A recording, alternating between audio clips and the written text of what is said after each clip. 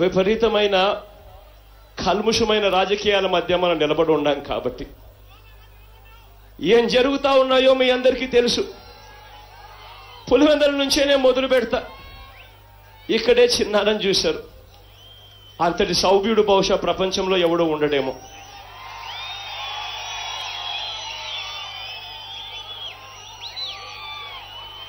చిన్నారను అతి దారుణంగా చంపించింది వీరే. ఆ తర్వాత మళ్ళీ బురద జల్లేది వీళ్ళే. ఆశ్చర్యం ఎక్కడ అనిపిస్తుందో తెలుసా? ఆశ్చర్యం ఏమని ఎక్కడ అనిపిస్తుందో తెలుసా? వీళ్ళే హత్య చేయిస్తారు, మళ్ళీ వీళ్ళ పోలీసుల చేతే వీళ్ళే ఎంక్వైరీలు కూడా చేయిస్తారు. వీళ్ళు ఏమి చెబితే అదే ఎంక్వైరీలో వస్తుంది. మళ్ళీ ఇంకా ఆశ్చర్యకరమైన విషయం ఏమిటో తెలుసా? తప్పుడు ఎంక్వైరీ రిపోర్ట్లు వీళ్ళ జేబుల్లో ఉన్న పోలీసు అధికారులతోనే చేయించడమే కాకుండా వక్రీకరిస్తూ వీళ్ళకి కావాల్సినట్టుగా రాసేది, చూపేది మళ్ళీ వీళ్ళ టీవీ ఛానల్లే, మళ్ళీ వీళ్ళ పేపర్లే.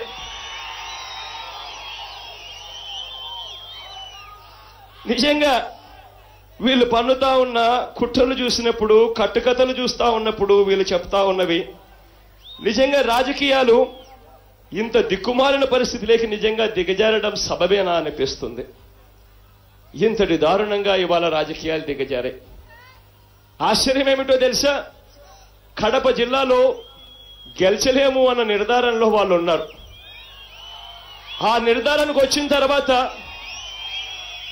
కుట్రలు చేసే కార్యక్రమం, కుతంత్రాలు చేసే కార్యక్రమం ఒక కడప జిల్లానే కాదు, చంద్రబాబు నాయుడు గారు 5 సంవత్సరాల మోసాల పాలన, అబద్ధాల పాలన, అన్యాయాల పాలనతో ఇవాళ రాష్ట్రంలోనే చంద్రబాబు నాయుడు గారికి పూర్తిగా డిపాజిట్లు పోయే పరిస్థితి ఇవాళ కనిపిస్తా ఉంది. ఇటువంటి పరిస్థితుల మధ్య కుట్రలకు తావులేపారు.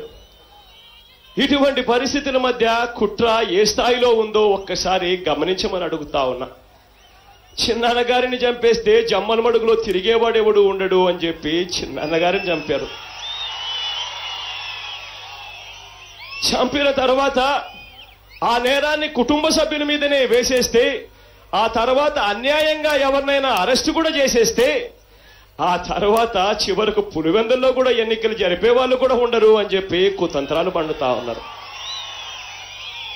అంతేకాదు, అన్యాయంగా అరెస్టులు చేసినప్పుడు రాష్ట్ర వ్యాప్తంగా కూడా ఇదే చంద్రబాబు నాయుడు గారి నిన్ననే ఆదేశాలు ఇచ్చాడట వాళ్ళకి సంబంధించిన మనుషులందరికీ. రాష్ట్ర వ్యాప్తంగా మరో 3 రోజుల్లో దహనానికి రెడీ కాండి, హత్యలకు రెడీ కాండి, 3 రోజుల్లో మీరంతా రెడీ కాండి, నేరాన్ని మాత్రం వైఎస్ఆర్ కాంగ్రెస్ సిపిపై నెట్టేద్దాము అని చెప్పి నిన్ననే ఆదేశాలు ఇచ్చాడట. అంటే దాని అర్థం వీళ్ళ పాలన మీద వీళ్ళు ఓట్లు అడిగే సత్తా వీళ్ళకి లేదు.